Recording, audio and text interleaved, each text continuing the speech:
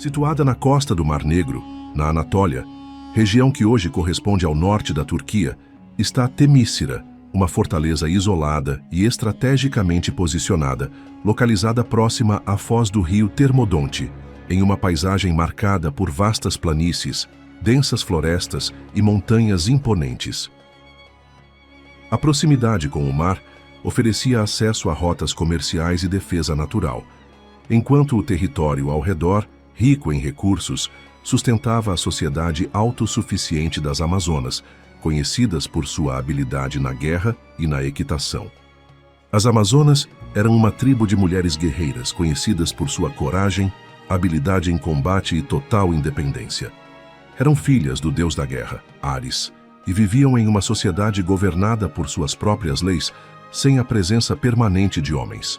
Treinadas desde a infância para a batalha, dominavam o arco e flecha, a equitação e o manejo da lança, formando um exército temido em toda a Grécia. Entre todas as Amazonas, Hipólita se destacava como sua rainha. Dotada de força e inteligência, governava com justiça e carregava um cinturão concedido por Ares como símbolo de sua autoridade e força. Feito de couro e decorado com metais preciosos, o cinturão não apenas representava o poder de Hipólita sobre sua tribo, mas também sua ligação com a guerra e o combate.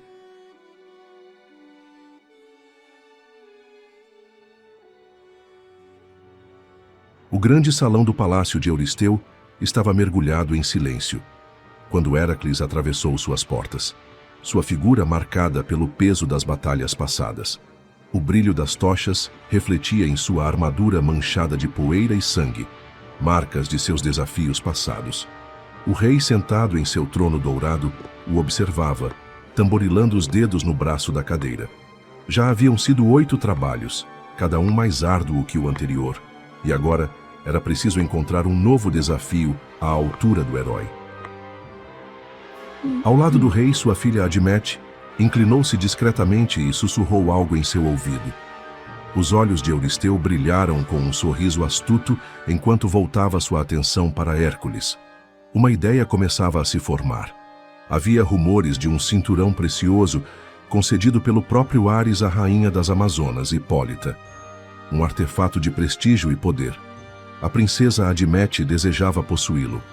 O silêncio no salão se quebrou quando o rei proclamou, com uma satisfação cruel: esse seria o desafio que colocaria diante do herói.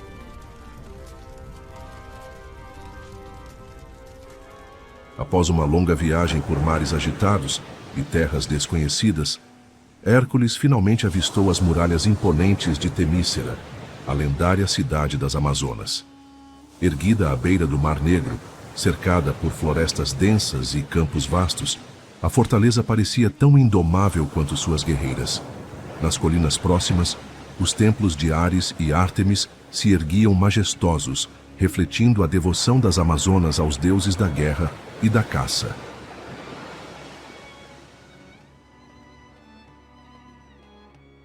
Quando o herói desembarcou, acompanhado de seus companheiros, o som dos cascos ressoou contra o solo firme. As Amazonas já os aguardavam, formando uma fileira, com lanças erguidas e olhares atentos. Em meio a elas, uma figura se destacou. Hipólita, a rainha, adiantou-se com passos seguros, seu porte altivo irradiando autoridade e força. Sua armadura de bronze reluzia sob o sol, e seus olhos, afiadas como lâminas, analisaram Hércules com curiosidade.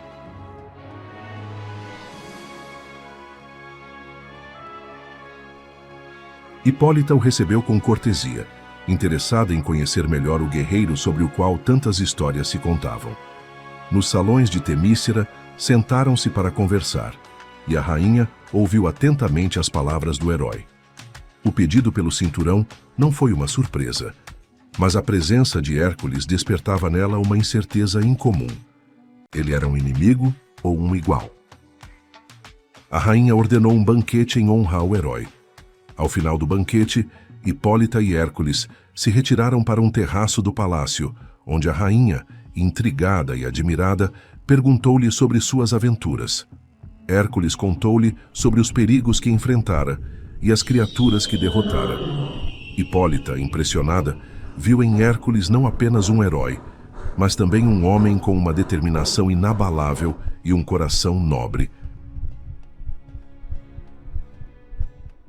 Enquanto a relação entre Hércules e Hipólita florescia, Hera, a rainha dos deuses, observava com crescente descontentamento. Determinada a causar intriga e atrapalhar os planos de Hércules, Hera começou a semear discórdia e desconfiança entre as Amazonas, criando desafios adicionais para o herói. Hera espalhou rumores entre as Amazonas de que Hércules planejava sequestrar Antíope, a irmã de Hipólita e comandante do exército das Amazonas. Esses rumores começaram a ganhar força, e a confiança que Hipólita estava começando a depositar em Hércules começou a se abalar.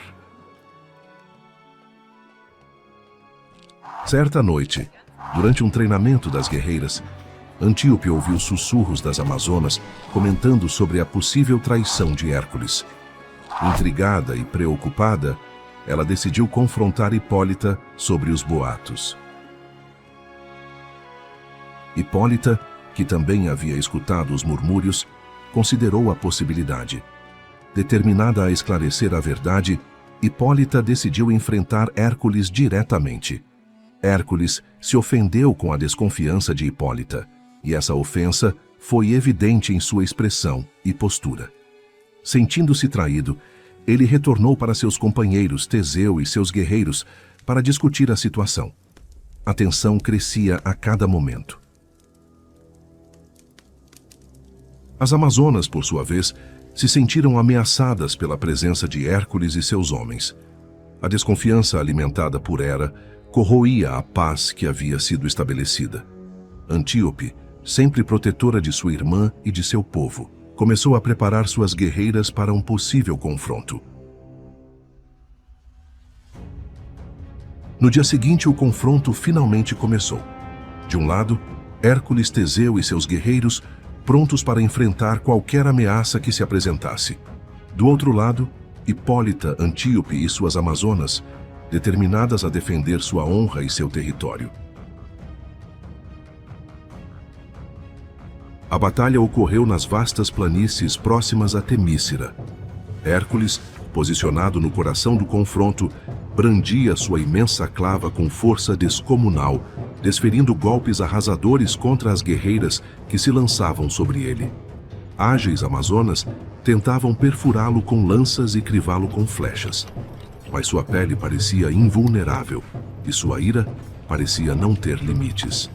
Ao seu lado, Teseu avançava com destreza e coragem, manejando sua espada reluzente enquanto abria caminho entre as adversárias. Apesar de serem superados em número, seus guerreiros lutavam com ferocidade, cercados por arqueiras em cavalos velozes e uma chuva de lanças afiadas. Do outro lado, Hipólita liderava suas guerreiras com a ferocidade de uma tempestade. Seu cavalo galopava pelo campo de batalha, e sua lança encontrava os inimigos com precisão mortal. Antíope, sua fiel capitã, lutava ao seu lado, derrubando guerreiros atenienses com golpes rápidos e certeiros. As Amazonas eram disciplinadas e velozes, atacando e recuando como uma onda em constante movimento, dificultando o avanço dos invasores. Por um momento parecia que as Amazonas teriam a vantagem. Mas então, a estratégia de Héracles começou a virar o jogo. Ele encontrou uma brecha na formação inimiga e avançou direto contra Hipólita. O embate entre os dois foi intenso, suas armas colidindo em estrondos metálicos. Hipólita era ágil e experiente, desviando dos golpes brutais do herói, mas a força de Héracles era sobre-humana. Enquanto isso, Teseu enfrentava Antíope em um combate particular. A Amazona desferia golpes velozes, obrigando o rei ateniense a recuar, mas um instante de distração foi suficiente para que ele a dominasse. Ao perceber a captura de sua irmã, Hipólita hesitou por um segundo, e foi nesse momento que Héracles a venceu. Com a captura de Antíope e Hipólita, a batalha chegou ao seu clímax. As Amazonas foram forçadas a recuar diante da força de Hércules, Teseu e seus guerreiros. A lendária resistência da Irmandade Guerreira foi posta à prova, e pela primeira vez sua rainha estava em poder dos inimigos.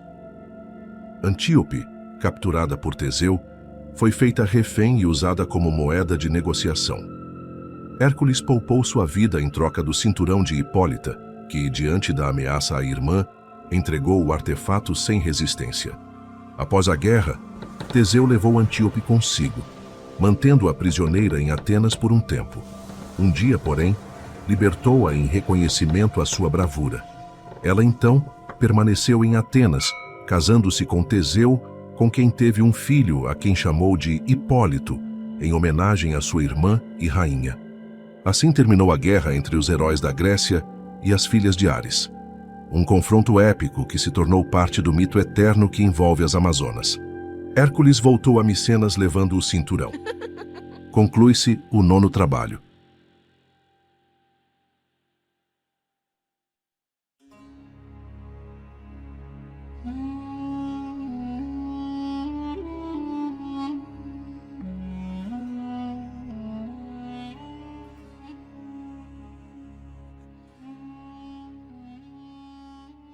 Gerião era uma criatura monstruosa, descrita como tendo 3 corpos unidos pela cintura, 3 cabeças e 6 braços, formando uma figura temível e poderosa. Ele habitava a ilha de Erítia, localizada no extremo ocidental do mundo conhecido. Nessa ilha, Gerião possuía um valioso rebanho de bois vermelhos famosos por sua beleza e força, que pastavam sob rigorosa vigilância. Para protegê-los, Gerião contava com a ajuda de Euritião, um pastor de confiança, e de Ortus, um cão feroz de 2 cabeças, que guardava os bois com ferocidade. Esse cenário exótico e perigoso serviu como palco para o 10º trabalho de Hércules, que era roubar os míticos bois de Gerião. Euristeu, astuto e cruel, escolheu essa tarefa justamente por seu grau de dificuldade. Os animais estavam isolados numa ilha remota no fim do mundo, Erítia, além dos limites do que qualquer homem jamais ousara cruzar. Ali, os aguardavam guardiões temíveis. Era uma missão desenhada para falhar, uma jornada contra o impossível. Mas Hércules, sem hesitar, partiu rumo ao desconhecido, pronto para mais uma façanha. Hércules partiu rumo ao sul, cruzando as extensas terras da Líbia e os abrasadores desertos do norte da África. O calor era implacável, e nem mesmo sua força sobre-humana parecia protegê-lo do ardor inclemente do sol. Tomado pela fúria, ergueu o arco ao céu e ameaçou disparar uma flecha contra Hélios, o próprio deus solar. Admirado pela audácia do herói, Hélios não apenas poupou Héracles, mas também lhe concedeu um presente divino, um barco dourado, moldado como uma taça solar, usado para atravessar os mares durante a noite. Mas o mar não foi seu único obstáculo. Durante sua travessia pelo Mediterrâneo, entre a África e a Europa, deparou-se com uma cadeia de montanhas que barrava seu caminho. Com um golpe de seu tacape, Hércules partiu ao meio a cadeia de montanhas.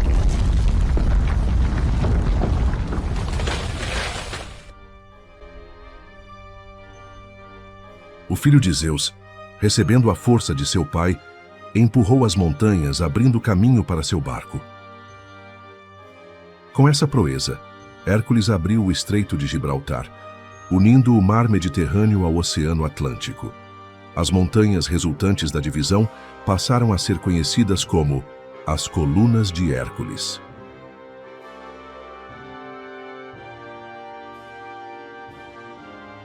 Hércules cruzou então o grande oceano até alcançar Erítia, a ilha onde o rebanho de Gerião pastava sob olhos vigilantes e presas afiadas. Mas o confronto final ainda o aguardava. Ao chegar à ilha de Erítia, Hércules avista o magnífico rebanho de Gerião, cujos bovinos de pelo vermelho pastavam tranquilamente sob o céu dourado do entardecer. O herói avança determinado, mas antes que possa se aproximar, um rosnado feroz reverbera pelo ar. Ortus, o terrível cão bicéfalo, guardião do gado, surge em disparada, suas duas cabeças arreganhadas em um ataque selvagem. Com presas reluzentes e olhos flamejantes, a criatura salta sobre Hércules, tentando dilacerá-lo com sua força brutal. O filho de Zeus ergue sua clava e desfere um golpe implacável, afundando o pesado tronco de madeira contra um dos crânios da fera. Ortus solta um uivo de dor, mas sua segunda cabeça avança furiosamente, tentando cravar as presas no braço do guerreiro. Com destreza sobre-humana, Hércules gira o corpo e contra-ataca com força avassaladora, desferindo um impacto final que reduz a criatura ao silêncio eterno. O campo volta à sua quietude inquietante, enquanto o herói se prepara para o próximo oponente. Após derrotar Ortus, Héracles prosseguiu pela planície de Erítia, ainda com o tacape em mãos e o cheiro de batalha no ar. Os mugidos inquietos dos bois ecoavam entre as colinas, mas não era medo o que os fazia se agitar. Era a aproximação do verdadeiro pastor, Euritião. Euritião não era um pastor comum. Sua figura impunha respeito à distância. Um centauro de grande estatura, com o torso de um guerreiro humano fundido ao corpo poderoso de um cavalo. Ele empunhava uma longa lança decorada com símbolos tribais, ossos e dentes de feras antigas, troféus de batalhas passadas. Ao ver o corpo de Ortus caído, Euritião soube que o invasor não era um ladrão comum. O nome de Héracles era conhecido até nas terras distantes, o matador de monstros. Mas o centauro era leal ao seu senhor, e o seu dever era claro: defender o rebanho de Gerião com a própria vida, se necessário. E ele não hesitou. Com um grito de guerra, o centauro galopou em direção ao herói, arremessando sua lança com força brutal. Hércules rolou para o lado, sentindo o vento da arma passar por sua cabeça, e se ergueu de imediato, girando sua clava. O centauro recuou e retomou o ataque, agora com uma machadinha que trazia presa ao flanco. O confronto se tornou um duelo de força e agilidade. Euritião atacava com a velocidade e o alcance de seu corpo equino, enquanto Hércules respondia com a precisão e brutalidade de anos de combate sobrenatural. Durante minutos, os dois se enfrentaram como iguais. O suor e o sangue se misturavam com o pó vermelho do solo, e cada golpe reverberava como um trovão. Mas a resistência humana, mesmo heróica, não cedia. E então, quando Euritião preparava mais um ataque em carga total, Héracles aproveitou um descuido. Num movimento rápido, o herói desviou para o lado e cravou sua clava com toda a força no flanco do centauro. O impacto foi devastador. Euritião caiu de lado, ofegante, ainda tentando se levantar. Mas antes que pudesse, Héracles disparou uma de suas flechas envenenadas com o sangue da hidra, que atravessou o peito do centauro e o cravou no solo. Silêncio. Apenas o vento cruzando a planície e o som longínquo dos bois retornando à calmaria. Héracles respirou fundo, limpou o sangue do rosto e encarou o horizonte. Restava agora apenas Gerião, o último obstáculo entre ele e o sucesso do 10º trabalho. Então Gerião surgiu no horizonte, uma visão colossal e aterradora. Seus 3 corpos unidos pelos quadris avançavam como uma muralha viva, cada torso empunhando uma arma distinta.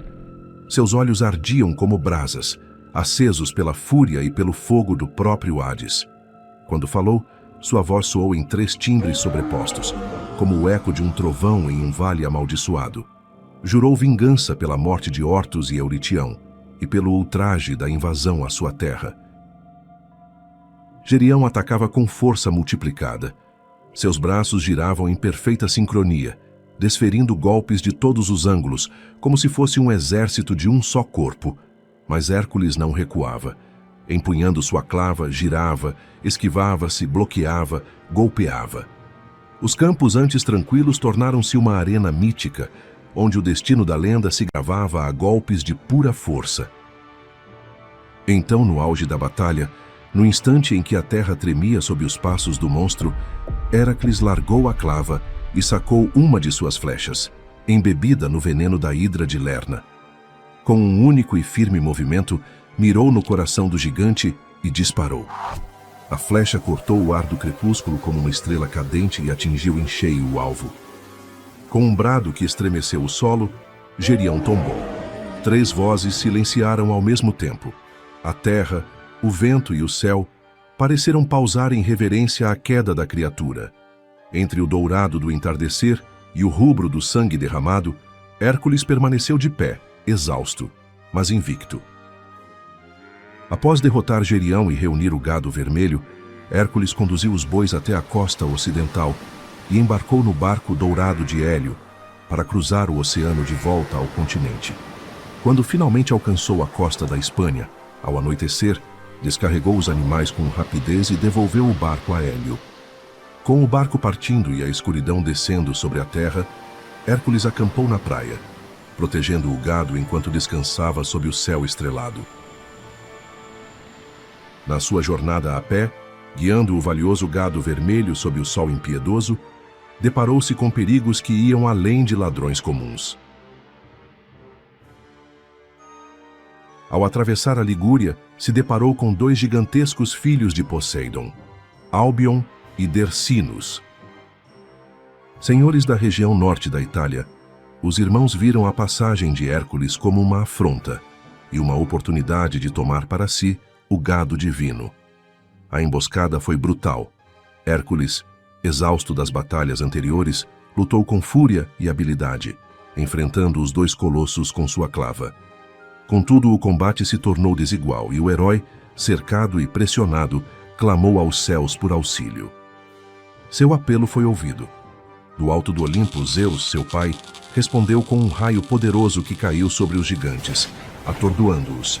Aproveitando a abertura, Hércules desferiu golpes decisivos, derrotando Dercinos com um impacto devastador e, em seguida, esmagando Albion com sua força lendária. Ao retornar a Micenas com o gado vermelho de Gerião, Hércules foi recebido com admiração pelo povo, mas com crescente desconforto por Euristeu. Embora o rei reconhecesse o valor dos bois divinos, sua inveja superava qualquer gratidão. Cada nova vitória de Hércules ameaçava sua autoridade e o expunha como fraco diante da grandiosidade do primo. Por isso, mesmo aceitando o rebanho que mandou sacrificar a Hera, Euristeu não celebrou. Apenas preparou em silêncio o próximo desafio, determinado a pôr fim à glória do herói.